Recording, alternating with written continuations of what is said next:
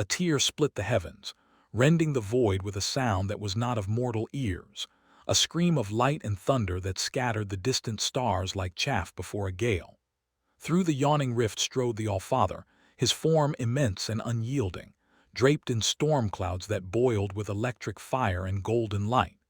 Each step he took seemed to warp reality itself, bending the void and tugging at the fragile fabric of the immaterium. His spear, Gungnir, blazed with a radiance that carried the memory of fallen gods, a fire older than the Emperor's design, older than the first human prayers. Sparks of cosmic energy hissed as they struck the void's edge, each one igniting a miniature supernova that burned without consuming, as though the universe itself trembled in recognition. The warp shrieked in agony, fracturing under the weight of his presence. Currents of psychic energy convulsed, coiling into storms that stretched from one end of the Eye of Terror to the other. Demons recoiled instinctively, their forms flickering and distorting, for they had never faced such a force, a divinity that was not born from chaos, yet could rend it apart with the ease of a god swatting insects. Lightning tore across the sky of the immaterial, and in its wake, runes of power older than time itself burned across the void like a celestial lattice. Each rune named a star, each spark a world, as if Odin claimed dominion not with armies but with the weight of his will alone. Even the most ancient of the chaos gods, whose wills had bent galaxies and devoured emperors, faltered before the All-Father's breath. They felt the ice and fire of his gaze, the relentless knowledge that here was a being whose dominion could not be bargained with, bargained over, or escaped. Korn's rage stuttered, Slaanesh's whispers faltered, Tzinch's schemes unraveled in knotting threads, and Nurgle's decay hesitated at the mere thought of touch. Odin's presence was a judgment, and judgment was absolute. Through the churning storm of the immaterium, shards of reality tore free, fragments of shattered planets, drifting like spectral debris caught in an unseen tide. Stars themselves seemed to tremble, their fusion hearts flickering as though unsure whether to continue burning or surrender to the All-Father's gaze. From the rift, Odin's voice arose, not sound as mortals know it, but a vibration that set neurons ablaze, a resonance that carried centuries of memory and war. Each syllable named the stars his own, drew constellations into his dominion, and hammered the cosmic scaffolding into obedience. Even the void itself, endless and eternal, recoiled at the weight of this authority. Below the immaterial storm, silent worlds quaked. Imperial outposts, asteroid fortresses, and drifting void stations felt the pull of something greater than gravity, something older than the Emperor's vision. Psychers screamed as their minds brushed against a consciousness that dwarfed their comprehension. Their talents, once used to read the tides of the warp, were now trifles against a presence that could bend life and death with the patience of eternity. The stars were no longer witnesses. They were offerings, trembling before the figure that walked among storms, a god who did not yield, did not bargain, did not forget. And yet, amid the chaos and brilliance, there was method. Odin did not move as the demons or the warp did, erratic, uncontrolled, destructive. He moved as inevitability incarnate. Every bolt of lightning that split the void, every ripple in the immaterium, every spark of collapsing energy was purposeful, deliberate, and precise. The heavens were not merely torn, they were forged anew under his gaze. Reality itself bent to the symmetry of war and the hierarchy of power. And for the first time in countless millennia, the immaterium felt the touch of order rivaling the Emperor's own. As the rift continued to widen, entire constellations fell under Odin's silent dominion.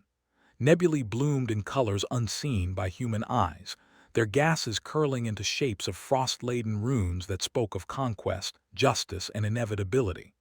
Starships caught in the void screamed as their navigational systems failed against forces that no machine could calculate. And at the heart of the storm, where the golden spear burned brightest, Odin paused.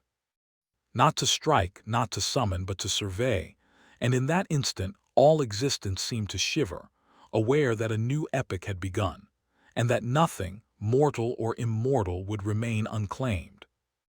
The void had always been a place of whispers, of gods and monsters, of chaos and ambition.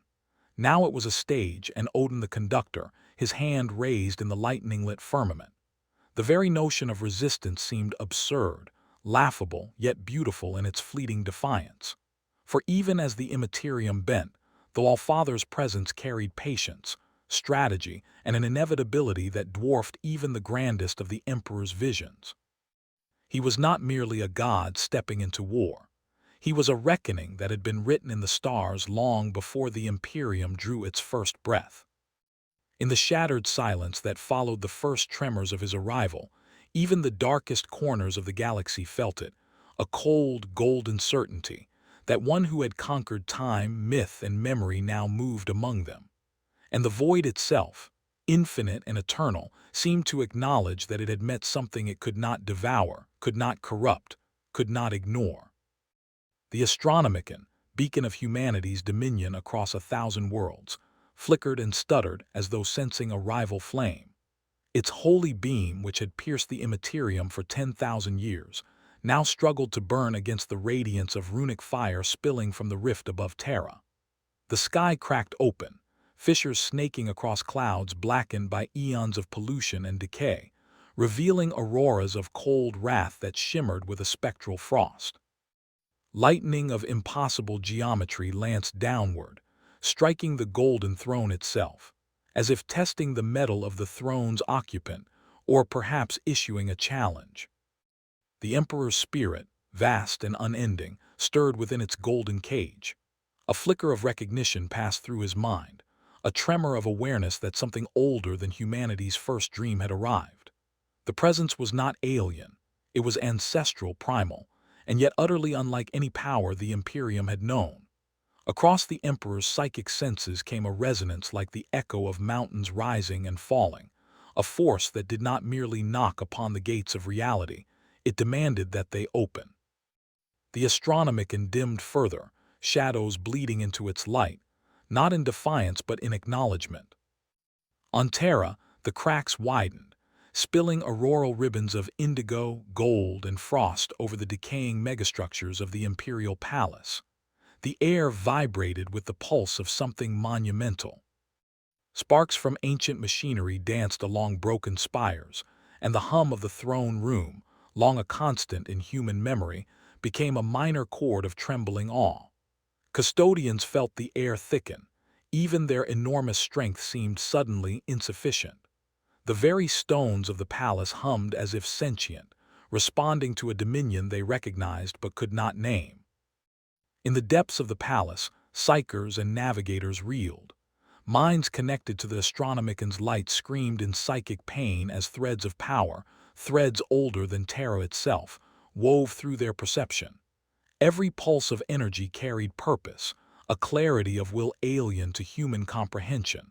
The runes raining down from the rift were not decoration, but law. Every bolt of energy, every shimmer of frost, every ripple of auroral light declared that the galaxy was no longer merely under the Emperor's protection. A new authority had emerged, absolute and undeniable. The silence that followed was not peace. It was the pause before surrender, the quiet that comes when one senses inevitability. Machines ceased their grinding, cogitators blinked and failed, and even the immense, iron-bound walls of the palace seemed to bow toward the storm. Servitors slumped mid-task, their programming forgotten, as if the weight of ancient power rendered mechanical obedience meaningless. The human heart, frail and insignificant, felt the tremor of divinity brushing against the world. Terra, cradle of mankind, quaked beneath the touch of a god who did not seek counsel, nor mercy, nor compromise. Above, the auroras thickened, coalescing into shapes reminiscent of colossal runic trees, each branch weaving through the upper atmosphere like frozen lightning. The golden throne, radiant and imposing, seemed to quiver beneath the strain of such proximity to power unchallenged by time. In those brief, shuddering moments, the Emperor's gaze stretched across the planet, and through the immaterium, reaching for that which dared to rival him. Yet even he, architect of empires and custodian of human ascendancy, understood the singular truth emanating from the rift. This was a force older than his creation, a being whose dominion the galaxy could not hope to contest through strength alone. The shadows in the throne room deepened, coiling like serpents of cold smoke around the golden forms of the custodians and the throne itself. Even as the auroras danced, frost crawling across polished floors and Gothic spires, there was no fear, only recognition. Recognition that the galaxy was now a stage for a new epoch. Every mind, human and machine, understood that the light of the Astronomicon no longer shone as a herald of mankind's supremacy. It was a candle dimmed in the presence of a storm, its glow reduced to a whisper against the roar of a god newly arrived. And then the winds of the aurora stilled, if only for a heartbeat, a silence so vast and absolute filled terror that even the rusting gears of the palace seemed to pause in awe. It was the silence of inevitability, the pause before the world bent its knee. The emperor, eternal and vigilant, felt it in the deepest core of his spirit. This was not a battle yet fought, but the declaration of conquest itself. The sky over Terra was no longer his dominion alone. It belonged in part to the All-Father, whose shadow had reached even the heart of the Imperium. The silence endured, heavy and unbroken, as if the world itself exhaled, acknowledging that surrender had already begun. Legions stirred across the stars, but not in triumph or defiance. Space Marines, mighty sons of gene-forged legacies, felt a tug upon their souls as though invisible chains of divinity had wrapped around their hearts. In the void, battle fleets halted mid-approach, engines humming with unease, as the presence of the All-Father radiated like a gravity beyond comprehension. Geneseed trembled beneath armor, pulsing with ancestral memory, and even the most loyal of warriors felt a recognition that transcended loyalty, honor, or creed. This was no enemy to be slain, no rebellion to be crushed. This was inevitability given form. On Fenris, the howl of wind carried a new resonance. The seas boiled with ancient light, reflecting auroras that glimmered like molten ice across the horizon. Fires, both natural and ritual, danced in harmony with the storm above, casting shadows of long-dead heroes across the frozen plains. Wolves of Fenris, the pride of a harsh and unforgiving world, felt the pulse of Odin's presence deep in their marrow. Fur bristled, claws dug into frost-hardened stone, and eyes glimmered with a mixture of awe and submission. The All-Father did not come to bless. He had come to reclaim, to awaken an order long forgotten beneath layers of history and blood. Rune priests, standing atop jagged peaks and icy spires, lifted their staffs as if to challenge the storm, yet the frost-laden runes etched into their flesh glimmered in alignment with the golden and azure light descending from the heavens. Spells that once bent the seas and the winds now faltered, harmonizing instead with the cadence of a god's will. Their voices rose in chant, interwoven with tones not of man, as though the language of the cosmos had finally been revealed. Thunder rolled through the sky, echoing in the very bones of the planet, and every echo was a mark of ownership, an unspoken command that the All-Father's dominion had begun. Across the void between worlds, Space Marine chapters felt the resonance, even where warp travel faltered and navigational charts grew meaningless. Battle Brothers paused in their campaigns, bolters lowering ever so slightly, as though the unseen weight of history pressed upon their shoulders. Geneseed vibrated with ancestral memory, stirring dormant instincts that demanded obedience. Even the Ultramarines, paragons of discipline and logic, felt an uncanny pull, a reminder that the universe was vast, but not beyond the reach of something older, colder, and infinitely more relentless. Fenris burned with light not of fire but of prophecy, a conflagration of auroras and frozen flame. Ice cracked and splintered as if yielding beneath the weight of celestial law, while rivers of melted frost ran red with the reflection of auroral fire. Wolves howled in synchronized despair and reverence, their cries rising to meet the heavens. Odin's shadow stretched across the plains, long and dark as the weight of inevitability, and every movement beneath it was small, insignificant, yet watched and accounted for. The All-Father did not judge in fury. He assessed in patience, as one counts the steps in a game already won. On distant moons orbiting Fenris, Adeptus Mechanicus observatories recorded impossible fluctuations in energy, patterns of frost and lightning dancing across their screens. Cogitators groaned under the strain, outputting readings that defied the logic of machine and mind alike.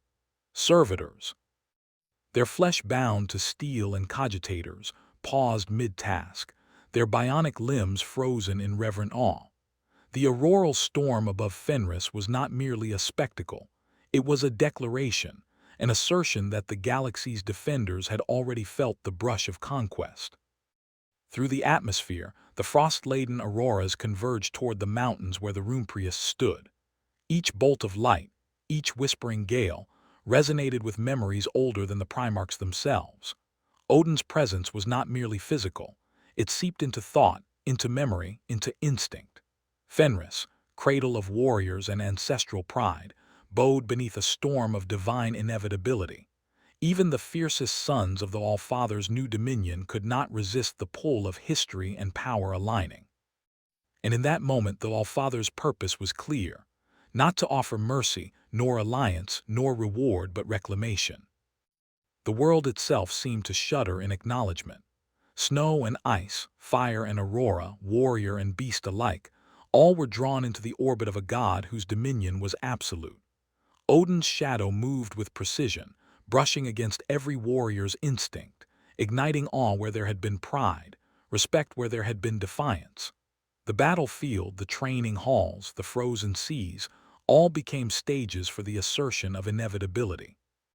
And yet, in the stillness between storms, the All-Father's gaze lingered on the horizon, as if calculating the next move in a galaxy that had yet to fully comprehend the presence that now the warp itself bled.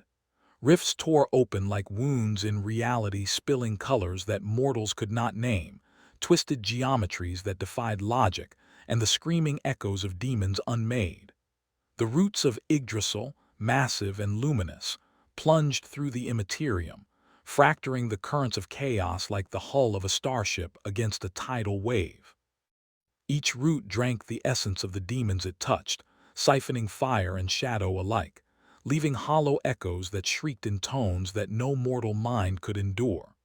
The chaos gods, ever arrogant, flared in defiance, their power warping around the intrusion, yet each found themselves restrained by a force beyond cunning, beyond rage, beyond corruption itself. The sky above the eye churned with unimaginable storms of warp energy, lightning colliding with lightning, psychic winds tangling in patterns of predestination. Demonic armies, once limitless in their fury, faltered, their forms distorted, their power drained and redirected into the golden and frosted lattice of Odin's dominion. Every surge of chaos met resistance not through sheer force, but through inevitability, as though the very rules of the immaterium had been rewritten to accommodate a new law. Even the foulest horrors recoiled instinctively, understanding that here existed a hierarchy older and more absolute than their own. Temples of the warp crumbled in silence.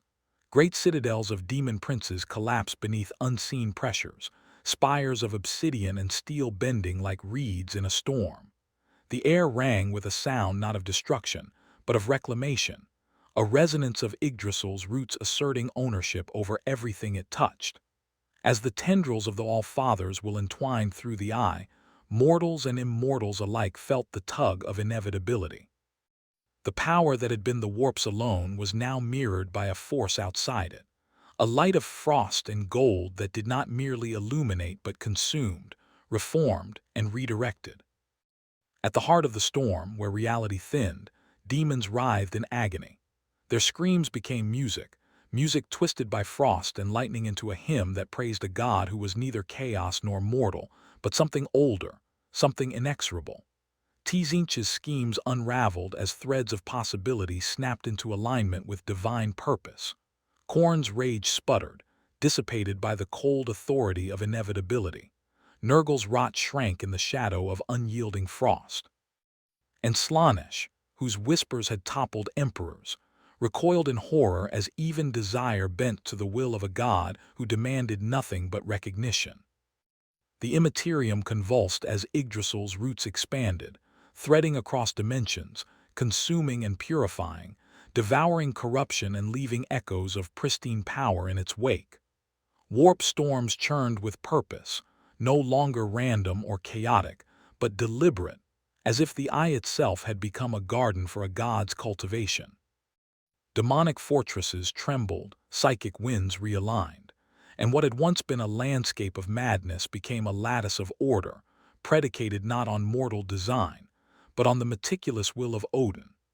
Each pulse of energy radiated judgment and authority, every auroral strike a reminder that nothing in the eye could resist the divine calculus now asserting itself.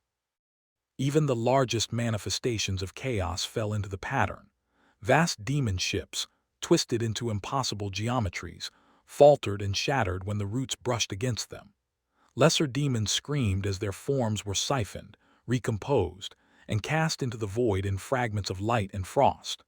The chaos gods roared, but even they were tethered by the All-Father's unerring will, forced to acknowledge that a new dominion had been etched into the foundations of their own realm.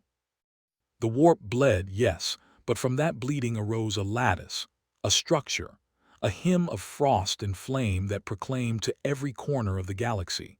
A new power had awakened, and the Eye of Terror itself had found its master.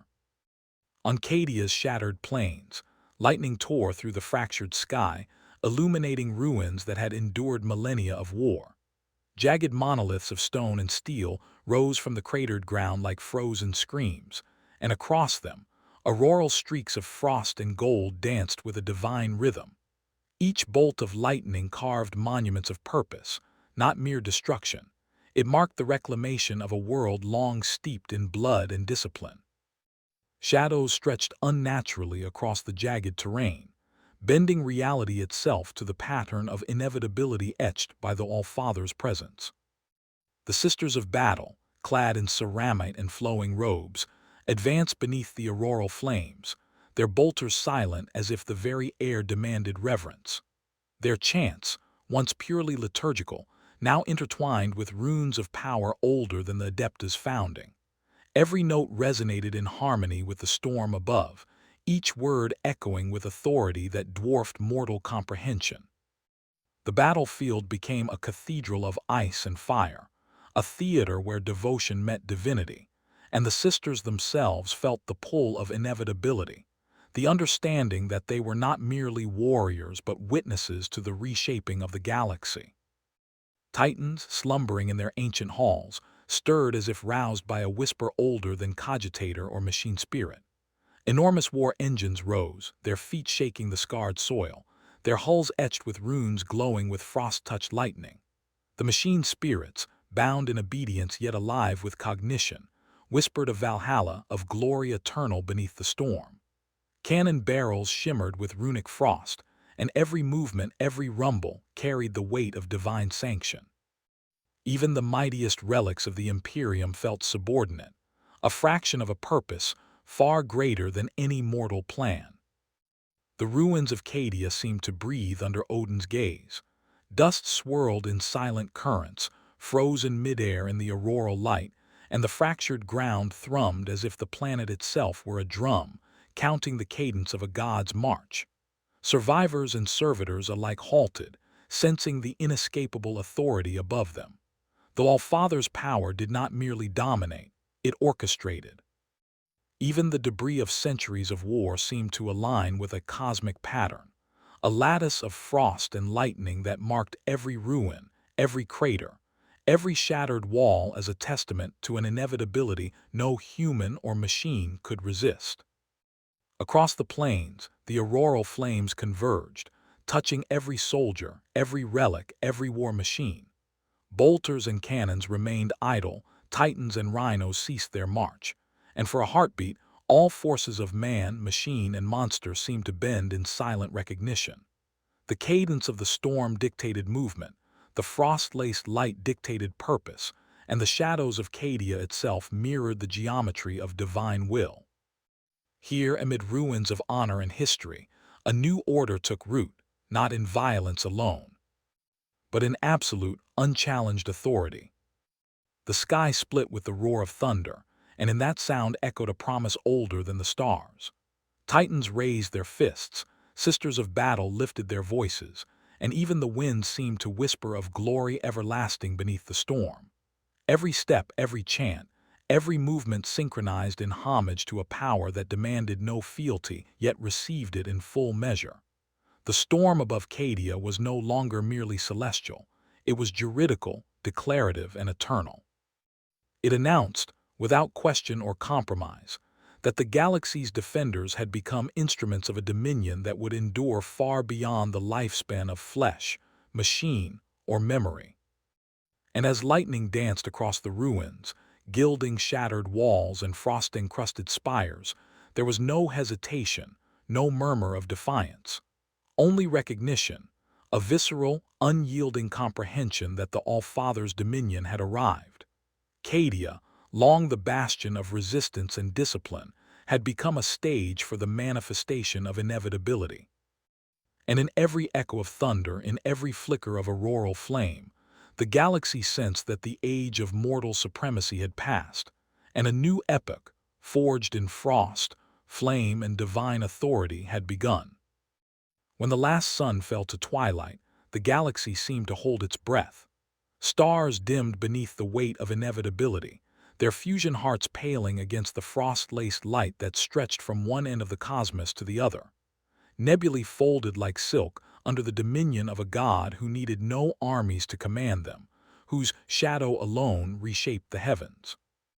Planets turned slowly in the void, silent witnesses to the collapse of an age, and even the distant war zones, once ablaze with humanity's defiance, fell into a muted awe. Odin's throne shimmered above the galactic core, vast and impossibly intricate, forged from the bones of conquered worlds, spires of ice and metal intertwined with frost and auroral fire. It was not merely a seat of power, but a statement, dominion absolute, unchallenged, eternal. The void around it hummed with the pulse of inevitability, a resonance that aligned stars, planets, and souls alike with a pattern older than time. Fleets, titans, and legions, whether of man, machine, or demon, felt the tug of this presence. Even the remnants of chaos trembled, tethered to a cosmic order they could neither corrupt nor escape. On Terra, the golden throne glimmered dimly, no longer the center of human authority but a relic of defiance now dwarfed by the All-Father's light. Custodians knelt where once they had stood vigilant, their blades lowered, eyes wide with comprehension of forces beyond mortal reckoning. Psychers, once conduits of mankind's power, shivered as the auroral frost swept across the planet, brushing against their minds like a sculptor shaping clay. The air vibrated with purpose, a resonance of judgment and authority so vast that even the Emperor's eternal will felt the strain of presence, recognition, and silent concession. Through the void, echoes of conquest spread like ripples across a darkened sea. Worlds that had resisted, planets that had bled for independence, felt themselves rewritten by frost, flame, and divine decree. Every orbit, every moon, every shard of spaceborne debris became part of the lattice of dominion that extended from the All-Father's throne. Even in the farthest reaches, where humanity's gaze faltered and demonic storms raged unchecked, the certainty of Odin's control was tangible. Ships faltered mid-jump, psychers screamed in recognition, and entire armies paused, understanding without question that resistance was neither possible nor required. In the silence that followed, there was clarity, not of peace, not of reconciliation, but of structure. The galaxy itself aligned to a rhythm older than the Imperium's laws, older than time, older than myth. Odin's gaze, infinite and patient, stretched across every system, and the stars themselves seemed to reflect his will. Every light in the cosmos, every shadow, every breath of wind across frozen plains and desolate worlds, bowed under a dominion that required no throne room, no parliament, no declaration. The age of men had ended quietly, utterly, and without ceremony. But in the wake of that ending, a single truth endured. Mankind had found its master, and in the echo of thunder, the shimmer of auroras, and the stillness of twilight stars, the galaxy understood its place beneath a power absolute, eternal, and divine. Odin's reign was not a conquest of flesh or flame alone. It was a reclamation of reality itself, a reordering of all that had been, is, and would be. Empires, heroes, titans, and demons alike had become instruments in a cosmic symphony, orchestrated by a hand that had walked beyond time, beyond war, and beyond mortality. And in that final, unyielding moment, the Allfather's dominion stretched without end, immutable and eternal.